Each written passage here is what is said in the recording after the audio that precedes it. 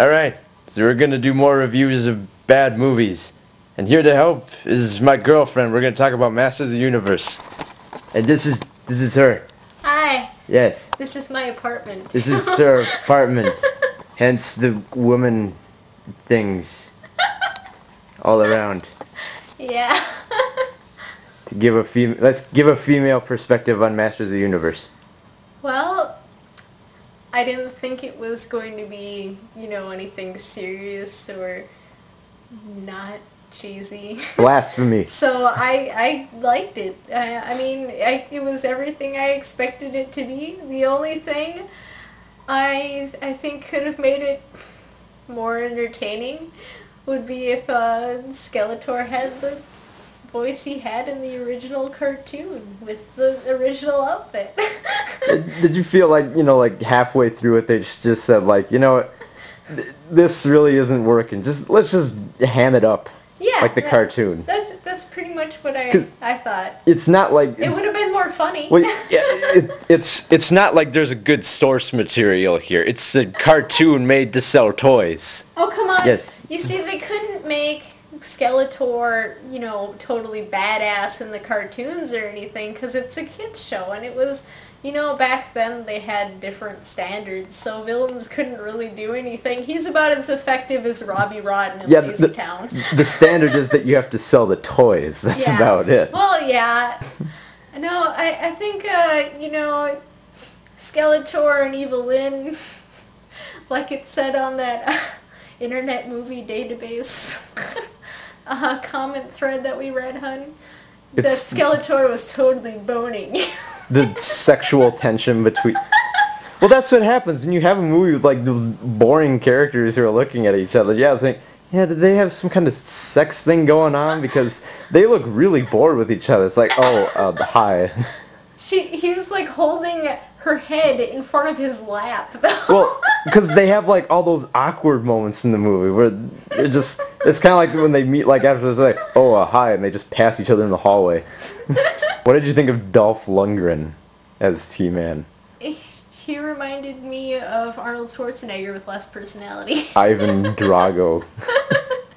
He didn't really have much dialogue, and he ran around all muscly. Yeah, this is what most action movies are like. I just find it weird that they were originally going to go with Sylvester Stallone for it. Yeah. So instead of going with Rocky, they went from the bad guy from Rocky 4. I can't really picture Sylvester Stallone as He-Man, but maybe that has to do with because I can only picture him as he looks like right now for some reason. I don't know. I still think they should have kept, Skeletor's cartoon garb. It would have been funnier. I mean, he's already a skull with a beefy body. Why not play it up? I think that they shouldn't have even had the actor... Fuck, I can't remember his name. Frank something? It doesn't matter because it could have been anyone behind all that pounds of makeup. They should have just gone all Army of Darkness on it and just made it like a puppet skeleton in front of it. They slathered plastic on his face. It should have. It's like Tim Curry in Legend. No one knows it's fucking Tim Curry. It's pounds of makeup. It could have been anyone. Well, I knew it was Tim Curry because he told me it was Tim Curry, and then I could kind of see it, but kind of not, and I'm like, holy fuck, that's exactly. Anyone could play these roles. Well, that and there was glitter. Anyone can play Skeletor. What? And they don't have Orko, but they have that little. They have Billy Barty playing this He's covered in. And then Courtney Cox kisses him at some point. I'm like, ew. Yeah, Billy Barty is gross enough, but now there's pounds of makeup on him. Obnoxious little character. It's like Orko, only he doesn't fly. You can't have high expectations when you go to a movie like He-Man. Well, I didn't go to it. I watched it from Netflix on my TV in my living room on my nice big 32-inch TV, and I watched it with him, so I had to listen to him criticize it, of course, which I find entertaining. She means me. Yeah, I mean him. The one holding the camera right now, which is why I keep looking at him, not the camera. But Yeah, but you can't expect a lot from movies like Masters of the Universe or Super Mario Brothers. Yeah, we'll talk about that later.